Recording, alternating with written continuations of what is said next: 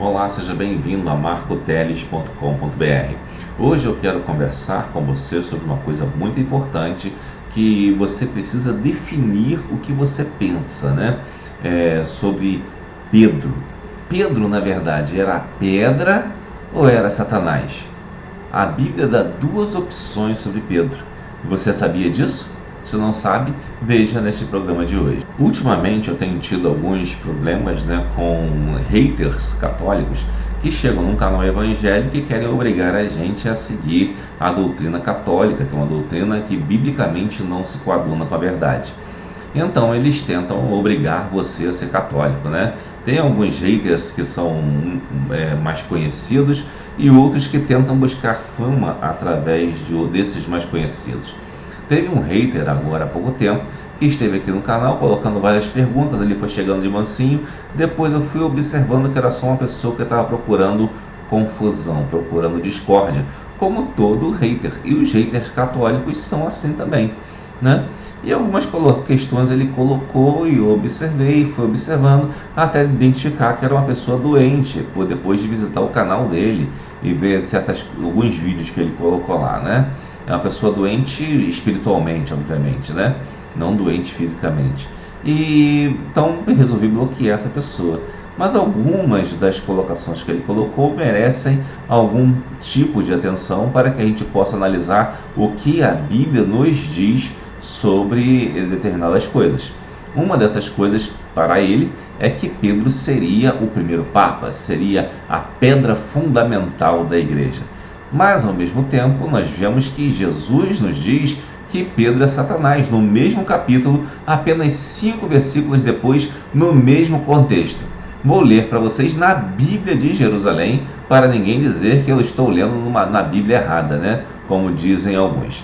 Na Bíblia de Jerusalém, Mateus capítulo 16, versículo 16. Temos aqui Pedro dizendo o seguinte, segundo a Bíblia de Jerusalém. Simão Pedro respondeu, tu és o Cristo, o Filho de Deus vivo. Jesus então lhe disse, feliz és Simão, filho de Jonas, porque não foi nem a carne nem o sangue que tu revelou, mas meu Pai que está nos céus. E eu te declaro, tu és Pedro, e sobre esta pedra edificarei a minha igreja. Né? Então aqui ele diz que Pedro é uma pessoa abençoada, que ouve o Espírito Santo, né? E que ele sendo Pedro, sobre essa pedra, Jesus edificaria a sua igreja. Os católicos dizem que a pedra é o próprio Pedro, né? Mas os evangélicos sabem que a pedra é a confissão, a palavra, o que Pedro disse, né? Pedro disse que tu és o Cristo, Filho do Deus vivo. Então, sobre a confissão de que Jesus é o Cristo, Filho do Deus vivo, é que é constituída qualquer igreja que existe na face da terra. E quando Jesus diz a minha igreja, ele está falando num contexto geral, tá? Num contexto não específico, literalmente, até porque naquele tempo ali não existia igreja. A igreja veio existir logo depois, lá a partir de Atos dos Apóstolos, tá? E, entretanto, o mesmo Jesus que diz que Pedro é uma pedra e que sobre ele edificaria a sua igreja, ele diz mais à frente, versículo 21, 22 e 23, quando Jesus disse que iria morrer, para salvar a humanidade, Jesus diz o seguinte, no versículo 21, desde então Jesus começou a manifestar a seus discípulos que precisava ir a Jerusalém e sofrer muito da parte dos anciãos, dos príncipes, dos sacerdotes e dos escribas, seria morto e ressuscitaria ao terceiro dia. Pedro, então, começou a interpelá-lo e protestar nesses termos, que Deus não permita isso, Senhor, isso não te acontecerá. Ou seja, Pedro, que tinha entendido antes, tinha usado a confissão, ao mesmo tempo ele tenta dizer para Jesus não fazer o que ele deveria fazer, que é a missão dele propriamente dita. E Jesus, no versículo 23, repreende Pedro severamente, veja. Mas Jesus, voltando-se para ele, disse-lhe, afasta-te, Satanás, tu és para mim um escândalo, teus pensamentos não são de Deus, mas dos homens. Ora, quem que ele está chamando? Satanás, que estava tomando Pedro? Não, ele estava chamando Pedro mesmo de Satanás. Você pode... não, ele estava chamando Satanás. Não, ele estava chamando Pedro de Satanás. O mesmo Pedro que foi chamado de pedra, foi chamado de Satanás. Agora, por que Jesus fez isso? E se Pedro ao mesmo tempo é pedra e Satanás, qual é a significação desse texto? Qual é o contexto desse texto? É um texto simbólico, um texto que mostra situações espirituais, mas que não é literal, como querem os católicos? Será que é isso? Vamos analisar com o nosso estudo de hoje. Bom, para entender por que Pedro pode ser ao mesmo tempo Satanás e a pedra, né? Que como dizem alguns, né? Mas não é de fato isso, né? Se Pedro for a pedra, ele tem que ser Satanás, tá? Agora, se ele não é a pedra, se a pedra é a confissão que ele falou, e se ele também não é Satanás, Satanás está na confissão que ele estava dando, na confissão adversária à confissão anterior, então automaticamente Pedro não é pedra, certo? Não é a pedra fundamental da igreja, como querem alguns. Mas como podemos verificar isso? Nós podemos analisando o capítulo 16 inteiro de Mateus, porque ele está num contexto, né?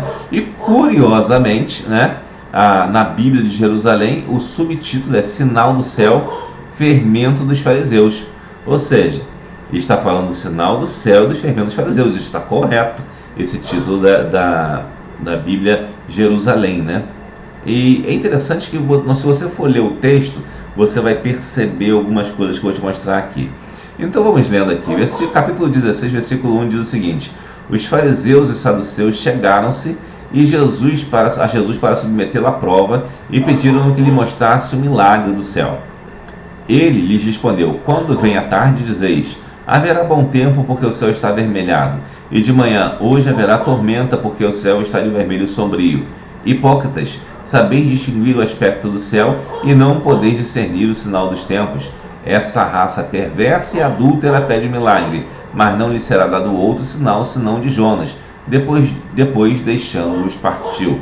Ou seja, a raça perversa e adúltera que Jesus está falando não é com o conceito de raça hoje, né?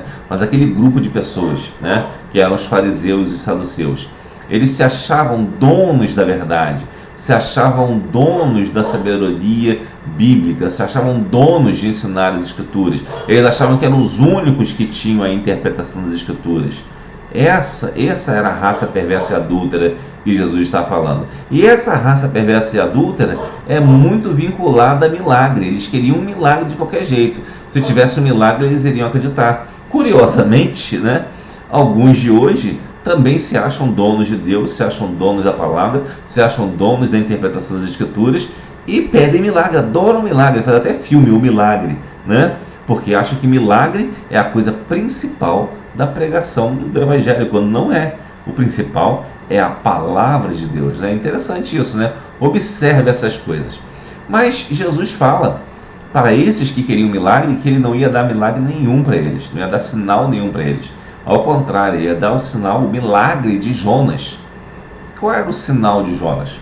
Se você for ao Antigo Testamento e ler o livro de Jonas inteiro, você vai ver que Jonas era um profeta judeu e até certo ponto muito nacionalista também. E Deus chega um momento em que pede que Jonas saia e, ao invés de pregar ao povo de Israel, pregue a um povo estranho, ao povo de Nínive, né, que era um povo dos assírios, né, uma cidade assíria, e que tinha dominado os israelitas. E Jonas fica indignado, porque se ele obedecesse à ordem de Deus, ele teria que pregar para aquele povo, e aquele povo iria se arrepender. E aquele povo se arrependendo, ele seria perdoado por Deus. Jonas sabia disso, ele não tinha o menor interesse em pregar o evangelho para aquelas pessoas. Mas Deus queria que Jonas aprendesse que era necessário pregar o evangelho para outros que não fossem somente o seu meio específico, só aquele povo de Israel. E Jesus diz para eles que estava dando o mesmo sinal para aquela raça perversa e adúltera que pediu um milagre, que era o sinal do profeta Jonas, ou seja, a palavra de Deus seria pregada para aqueles que não são de Israel. E é o que Jesus fez. Ele fez o sinal de Jonas, pregou a palavra de Deus para aqueles que não são de Israel, para que se arrependam. E isso aqueles homens não conseguiram compreender, não conseguiam entender. E é o que muita gente hoje também não consegue entender. Não consegue entender que eles não são donos da Bíblia, que eles não são donos da interpretação, que a interpretação está no próprio texto, não é ninguém que vai colocar uma interpretação lá, tá? Até porque se alguém colocasse uma interpretação, não seria interpretação, né? Pelo contrário, seria o quê? Colocar no texto algo que ele não tem. Por ser interpretação, o texto já tem o que está dizendo nele mesmo. Então isso significa você interpretar. Se você não interpreta um texto com o que ele tem nele mesmo, você não está interpretando, você está acrescentando um i ou um tio àquele texto. E Jesus diz que acrescentar um i ou uma vírgula, né, a palavra de Deus, será réu do fogo do inferno. Então, portanto, devemos tomar cuidado com isso. Algumas pessoas pensam que são muito boas, às vezes em algumas coisas, são poderosas, são donas da interpretação da Bíblia, quando não são. Estão, na verdade, acrescentando coisas. Porque quando elas dizem que acrescentam coisas, ou melhor, quando elas se dizem donas da Bíblia, elas automaticamente estão declarando que acrescentam na Bíblia o que quiserem. E não é exatamente isso. Agora que nós vimos o que é e o que não é o sinal do profeta Jonas, que na verdade ninguém é dono da interpretação da Bíblia, porque a interpretação está no texto e não ela vem para dentro do texto, porque aí não é interpretação, aí é alterar o sentido do texto, quando você coloca alguma coisa que está fora do texto e não no próprio texto, e isso é maldição, segundo as Escrituras. Nós vemos no versículo 5 que o seguinte: ora, passando para outra margem do lago, os discípulos haviam esquecido de levar pão. Jesus disse-lhes: guardai-vos com cuidado do fermento dos fariseus e dos saduceus. Eles pensavam: é que não trouxemos pão. Jesus, penetrando nos seus pensamentos, disse-lhes: homens de pouca fé, por que julgais que vos falei por não terdes pão? Ainda não compreendeis, nem vos lembrais dos 5 pães e dos 5.000 homens, e de quantos cestos recolhestes? Nem dos 7 pães para os 4.000 homens, e de quantos cestos enchestes? Porque não compreendeis que não é do pão que eu vos falava, quando vos disse: guardai-vos do fermento dos fariseus e dos saduceus? Então entenderam que não dissera que se guardassem do fermento do pão, mas da doutrina dos fariseus e dos saduceus. E chegando ao território de Cesareia de Filipe, Jesus perguntou aos seus discípulos. Aqui é outra parte, tá? Então vamos lá, do versículo 5 ao versículo 12, né? Nós vemos ali que Jesus fala do fermento dos fariseus e saduceus. Isso aqui, lembrando que estou na Bíblia de Jerusalém, né? Aqui, a Bíblia Ave Maria, melhor dizendo, né? Bíblia Ave Maria, que é uma tradução católica, tá? E o título desse pedaço é Sinal do Céu e Fermento dos Fariseus. Então nós vamos ver o que são e o que é esse fermento dos fariseus. O fermento dos fariseus, que Jesus está mostrando aqui, é mostrar o Messias político, ser dono de Deus, né? Querer ser dono de Deus. Esse é o fermento do fariseu. O fariseu, assim como Jonas não queria pregar ao estrangeiro, queria ser dono de Deus só para Israel, o fariseu queria a mesma coisa. Ele queria ser dono de Deus e não queria fazer a vontade de Deus de evangelizar outras pessoas. Então, e quando Jesus diz isso do fermento dos fariseus, está ligado intimamente aos 4 versículos anteriores ao versículo 5. Versículo de 1 a 4 nos mostra que os fariseus tinham esse interesse. E quando Jesus fala desse fermento, está falando dessa ideia dos fariseus, de pregar contra o Evangelho, de negar a vontade de Deus, negar a verdade de Deus, de se fazer dono da palavra. Então nós vemos aí que isso é uma coisa farisaica, pensar que você é dono da interpretação das Escrituras. Inclusive, os fariseus se julgam e se julgavam donos das interpretações das Escrituras. E os saduceus também, da mesma forma, se julgavam donos da interpretação das Escrituras. Ao passo que nós evangélicos não somos donos de nada. O sentido das Escrituras está ali, então nós vamos nas Escrituras e entendemos o sentido. Não colocamos nada de fora de nenhuma outra pretensa autoridade para as Escrituras. Então, portanto, como você pode ver, aqui não é difícil de entender, Jesus está falando qual é o fermento dos fariseus e mandando os discípulos se guardarem do fermento dos fariseus. Qual era o fermento dos fariseus? Negar o verdadeiro Messias, negar a Jesus. E até hoje os fariseus negam o verdadeiro Messias, né? Existem fariseus até hoje e eles negam o verdadeiro Messias e tentam às vezes achar que outros são Messias e que o Messias ainda virá, estão esperando o Messias e tentam colocar ideias aleatórias e agregadas à palavra de Deus para tentar justificar sua autoridade como intérprete das Escrituras, que coloca a interpretação na Bíblia e que não tira exatamente dos textos diretamente. Portanto, é contra isso que nós, evangélicos, não concordamos, contra o fermento do fariseu, de se julgar dono da interpretação das Escrituras, mas na verdade aprender a verdadeira palavra de Deus. Voltando agora para o versículo 13, eu não sei se você está ouvindo aí o latido da minha cachorrinha, por favor, não levem isso em consideração, porque os bichinhos também têm direito de falar, mas às vezes a gente chama atenção e eles não ouvem. Bom, vamos lá. Versículo 13 diz o seguinte, também da Bíblia Ave Maria, então uma Bíblia católica, né? Eu citei aqui algumas vezes que era a Bíblia de Jerusalém, mas confundi, a Bíblia Ave Maria. Chegando ao território de Cesareia de Filipe, Jesus perguntou a seus discípulos, no dizer do povo, quem é o Filho do Homem? E responderam, uns dizem que é João Batista, outros Elias, outros Jeremias ou um dos profetas. Disse-lhe Jesus, e vós, quem dizeis que eu sou? Aqui a gente vê uma coisa muito interessante na Bíblia Ave Maria, né? Ela divide bem até aqui o texto, né? Que seria, na verdade, ela começa o sinal do céu, que é exatamente o sinal de Jonas, que está falando aqui, e o fermento dos fariseus. Só que o próximo título, a próxima perícope é a unidade de sentido de um texto, né? Ela estaria aqui do versículo 13 em diante. Mas eles pulam e colocam o título somente a partir do versículo 16, que é quando Pedro exprime sua fé em Jesus. Isto aqui é extremamente tendencioso, porque se você ler o texto, você vai ver que Pedro não está exprimindo a fé só dele, mas a de todos os apóstolos em Jesus. E que Jesus perguntou aquilo antes, sobre para se guardarem do fermento dos fariseus, ou seja, negar a Jesus como Senhor, Filho de Deus, né? O fermento dos fariseus significa negar a Jesus como Filho de Deus. E quando chega em Cesareia de Filipe, Jesus perguntou a seus discípulos, perguntou a todos, e a pergunta foi a seguinte, no dizer do povo, quem é o Filho do Homem? E responderam todos eles, uns dizem que é João Batista, outros Elias, outros Jeremias ou um dos profetas. Ele perguntou para eles o que os homens diziam. Depois ele perguntou para todos, e vós, quem dizeis que eu sou? E Simão Pedro respondeu, tu és o Cristo, o Filho do Deus vivo.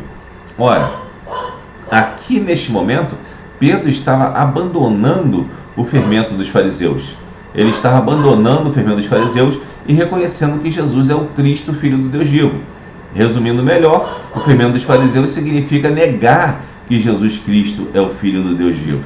E Pedro aqui reconheceu, mas ele não reconheceu no nome dele só.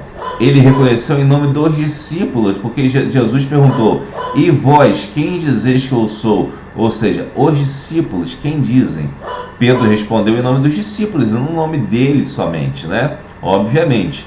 E então Jesus lhe disse, feliz és Simão, filho de Jonas, porque não foi a carne nem o sangue que te revelou isto, mas meu Pai que está nos céus. Ele está dizendo aqui, ele usa um termo interessante aqui, que Pedro que confessou que Jesus é o Cristo, Filho do Deus vivo, pelo poder de Deus Pai através do Espírito Santo. E é interessante que ele usa aqui, feliz és Simão, filho de Jonas. Simão significa aquele que ouve. E o nome de Pedro aqui em Mateus especialmente é muito usado com essa simbologia de pedra, do que ouve, essas coisas. Você encontra mais nos versículos, nos capítulos iniciais ali de Mateus. Mas eu quero dizer isso para você aqui, para não voltar muito lá, para não fugir da ideia. Simão é aquele que ouve, e filho de Jonas. Jonas significa o que? Pomba. A pomba é símbolo do Espírito Santo. Então Jesus está fazendo uma figura de linguagem. Você é aquele que ouve pelo Espírito Santo, que dá ouvidos pela ação do Espírito Santo. E ele continua dizendo, ele faz uma paráfrase, assim, melhor, um paralelismo, dizendo, porque não foi carne nem o sangue que te revelou isso, mas meu Pai que está nos céus. Beleza? Então podemos ver que quem revelou a Pedro foi o Pai que estava no céu, e revelou não só a ele, mas a todos os apóstolos. E Jesus continua dizendo no versículo 18, e eu te declaro, tu és Pedro, e sobre esta pedra edificarei a minha igreja, as portas do inferno não prevalecerão contra ela. Ora, ele está dizendo que ele Pedro é uma pedra, né? Uma pedra. E sobre esta pedra edificarei a minha igreja. Mas qual pedra que Jesus vai edificar a igreja? Sobre Pedro ou sobre a confissão de Pedro? Que Jesus é o Cristo, Filho do Deus vivo. Obviamente, se você seguir a lógica do capítulo, você vai ver que é sobre a confissão de Pedro, que era a confissão dos apóstolos. Jesus Cristo é o Filho do Deus vivo, certo? É sobre isso que é edificada a igreja.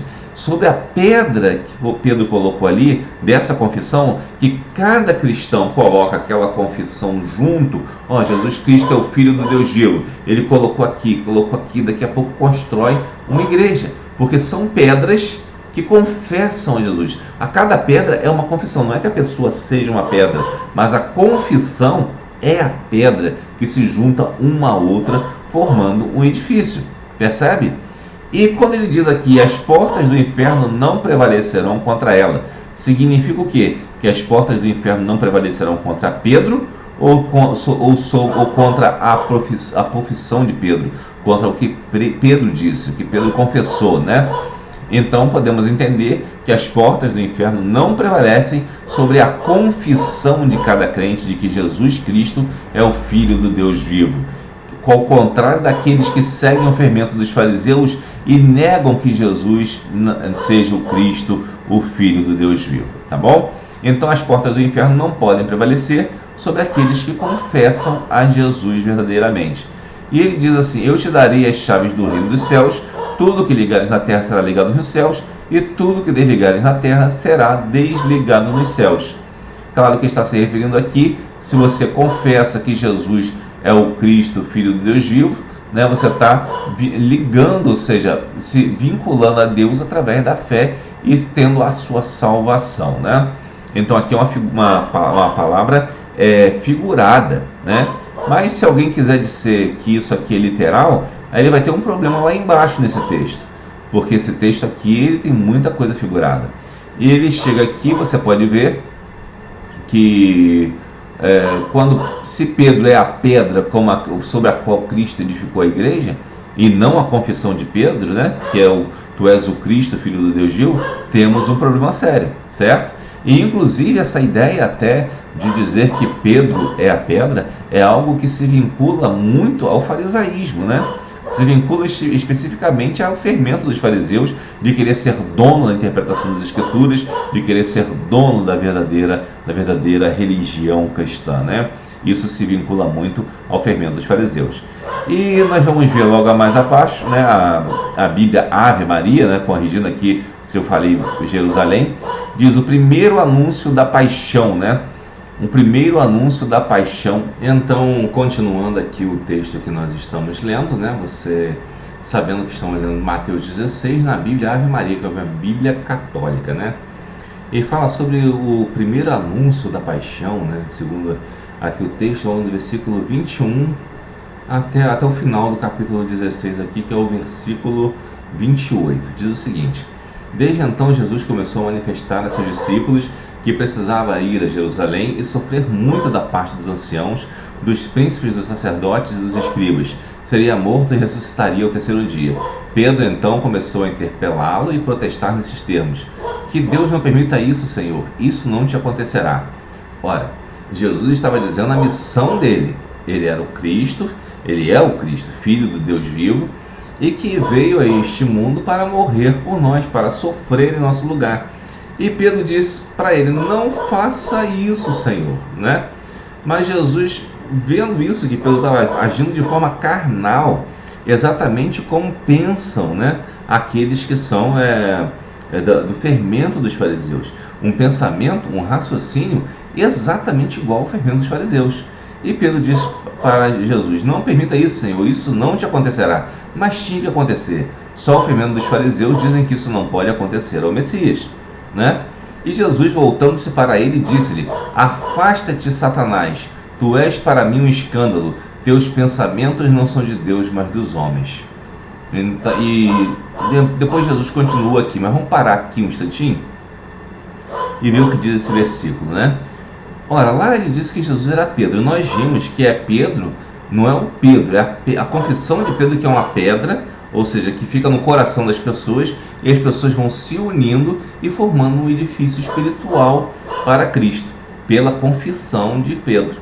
Então, se lá Pedro fosse literal, fosse Pedro que era a pedra, que era a base da hierarquia, como eles querem dizer, então automaticamente aqui Pedro teria que ser Satanás, porque Jesus está chamando Pedro de Satanás, não está chamando de pedra.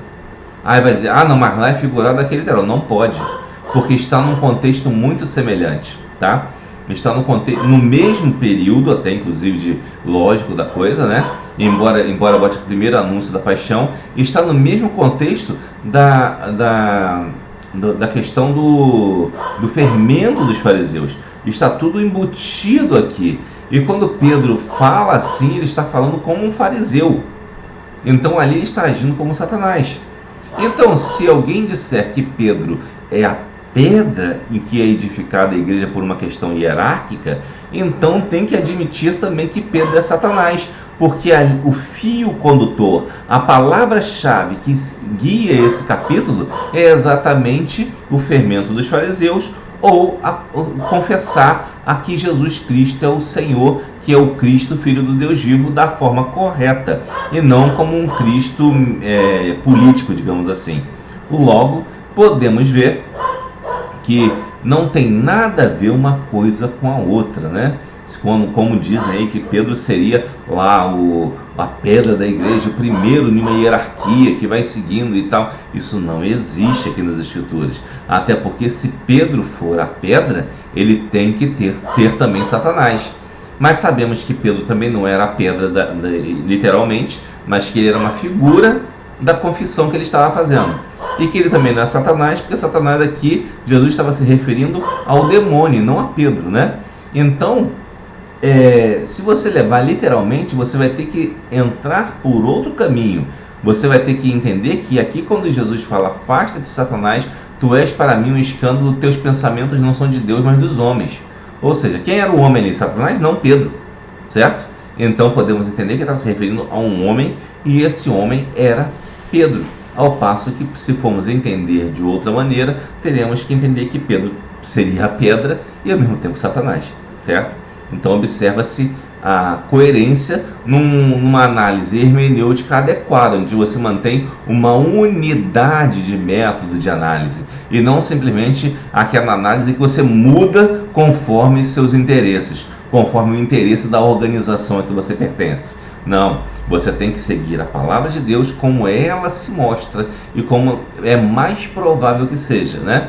E o mais provável possível, né? Em alguns textos mais difíceis. E não orientar segundo a sua organização. A minha organização é interessante para ela que seja assim ou assado e você vai defender dessa maneira. Não, não faça isso. Defenda como a Bíblia diz. E a Bíblia diz que o que interessa é a confissão de Pedro, né? E que se é a confissão de Pedro, automaticamente Pedro também não é Satanás literalmente. Mas se Pedro é literalmente a pedra, então Pedro também é literalmente Satanás, certo? E continua o versículo 24. Em seguida Jesus disse a seus discípulos, se alguém quiser vir comigo, renuncie a si mesmo, tome a sua cruz e siga-me. Porque aquele que quiser salvar a sua vida irá perdê-la, mas aquele que tiver sacrificado a sua vida por minha causa irá recobrá-la. Que servirá um homem ganhar o mundo inteiro se vem prejudicar a sua vida? Ou que dará um homem em troca de sua vida? Porque o Filho do Homem é de vir na glória de seu Pai com os anjos, e então recompensará cada um segundo as suas obras. Em verdade vos declaro, muitos destes que aqui estão não verão a morte, sem que tenham visto o Filho do Homem voltar na majestade de seu reino. Ora, o que nós vemos aqui? Esse texto aqui do versículo 24 a 28 é literalmente uma conclusão, tá? Uma conclusão do capítulo. Ora, se você não se dedica ao fermento dos fariseus, se você confessa que Jesus Cristo é o Filho de Deus, automaticamente você vai renunciar a si mesmo, tomar a sua cruz e seguir Jesus. E se você confessa que Jesus é o Filho de Deus, você vai querer você não vai querer salvar a sua vida, mas você vai querer sacrificar a sua vida, ou seja, os seus desejos mundanos por amor a Deus, para recobrá-la de Deus. E ele diz ainda, se você dedica a sua vida às coisas mundanas, que servirá ao homem ganhar o mundo inteiro se prejudicar a sua vida ou perder a sua alma, né? Ou seja, então ele está deixando bem claro aqui que é uma conclusão, porque o Filho do Homem é de vir em glória, diz aqui do fim dos tempos, né? E ele declara que muitos do que aqui estão não verão a morte, sem que tenham visto o Filho do Homem voltar na majestade do seu reino. Aqui você vai ver mais uma vez uma colocação de Cristo, né? Também que está em consonância com os textos anteriores, no mesmo tipo de fala, né? Em que ele diz que aqueles que estão ali não veriam a morte, né? Mas sem que tenham visto o Filho do Homem voltar na majestade do seu reino. O que significa isso, né? Alguns ali não veriam a morte sem que tenham visto o Filho do Homem voltar na majestade do seu reino. Ou seja, Jesus vai voltar um dia. E essas pessoas, então, se não viram a morte, elas seriam imortais? Deveria levar esse caminho, se fosse usar pelo caminho tão literal como alguns querem levar, né? Mas isso significa, na verdade, que estão aqui na Terra, que estão neste mundo, né? Aquele que está aqui neste mundo e que renunciou às coisas do mundo, aquele que seguiu o caminho de Deus. Então, a este sim, este não verá a morte, mas quando ele estiver aqui, porque ele será arrebatado quando Jesus Cristo vier com poder e grande glória. Mas essa é um outro texto da Bíblia que nós podemos ver depois, percebe? Então nós podemos entender que Jesus, ele nos quer para ele quer que confessemos o seu nome, não quer que façamos as coisas dos fariseus, porque se fazemos as coisas dos fariseus, nós somos exatamente assim, ó, sabe o que? Deixa eu ver aqui o texto, versículo 4, se não me engano, versículo 4, né? Raça perversa e adúltera. Se nós não confessarmos a Jesus apenas e não confiarmos apenas nessa confissão, nós somos uma raça perversa e adúltera. E se não confiarmos somente nessa confissão, nós seremos como Pedro, um Satanás nesse momento aqui, certo? Mas ao passo que se olharmos para a palavra de Deus, então nós seremos o Filho de Deus. Aliás, Satanás aqui está num contexto mais geral de anticristo, tá? De anticristo, aquele que se opõe a Cristo, tá? O fermento dos fariseus é ser oposto a Cristo. E ao passo que você seguir a palavra de Deus, confessar a Jesus, é você ser um verdadeiro cristão. Portanto, nós vemos que as ideias que trazem por aí, dessas noções muito mirabolantes, que querem justificar um poder secular que alguns têm sobre os outros, um poder religioso, isso não tem base bíblica. É muito difícil de embasar isso biblicamente. Então, que Deus o abençoe. Espero que esse texto fale ao seu coração. Foi um texto da Bíblia Ave Maria, então, portanto, você não pode dizer, é uma Bíblia protestante, que não sei o que. Não, é uma Bíblia católica. E está escrito lá. Embora eles tenham feito uma divisão ali meio estranha, como eu te falei, ali no início do versículo 13, na verdade, onde eles tinham que dividir, eles dividiram o versículo 16 para enfatizar Pedro. Ainda assim é uma Bíblia, eles não distorcem tantas escrituras como se pensa, né? Então que Deus abençoe e espero que isso tenha esclarecido você, tenha tirado dúvidas que porventura possam ocorrer devido a esses haters que